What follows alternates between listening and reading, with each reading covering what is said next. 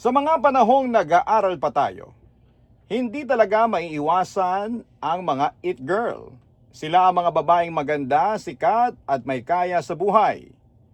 Ikaw, kabarangay, naaalala mo pa ba ang it girl ng school ninyo? Pakinggan ang kwento ni Donna sa Barangay Love Stories, #BLS It Girl. Mahalin mo ang nanay mo kahit na hindi ituro sa eskwela. Alam na natin ito. Pero paano nga ba kung ang sobrang pagmamahal sa iyong ina ang siyang dahilan kung bakit may mga relasyon na nasisira? Isa pa. Pero paano nga ba kung ang sobrang pagmamahal sa iyong ina ang siyang dahilan kung bakit may mga relasyon kang nasisira? Ikaw, kaya mo bang baliwalain ang iyong ina? Pakinggan ang kwento ni Dana sa Barangay Love Stories, #BLS Makananay.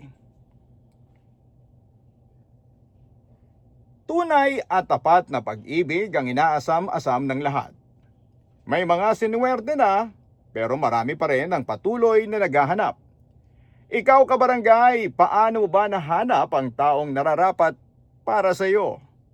Pakinggan ang kwento ni Rico sa Barangay Love Stories, #BLS Kakaiba.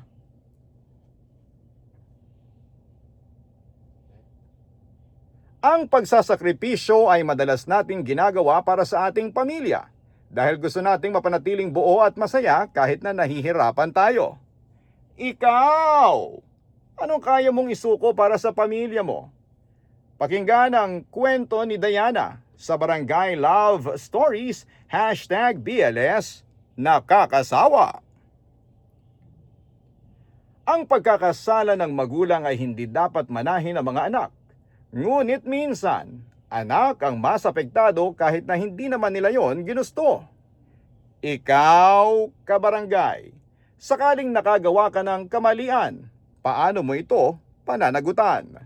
Pakinggan ang kwento ni Reynald sa Barangay Love Stories, #BLS Walang Puwang. Kailangang mag-impok para sa oras ng kagipitan ay may magamit. Kaya kadalasan ay nagpupundar sa mga alahas at lupa para pwedeng ibenta o isangla sa oras ng kailangan na ng pera. Ikaw, ano na ang naisangla mo? Pakinggan ang kwento ni Patring sa Barangay Love Stories, #BLS Uto-Uto. Sa mga panahong nag-aaral pa tayo, hindi talaga maiiwasan, ay, ito na yun, it girl. Okay, thank you very much. Thanks, Pops. Ikaw,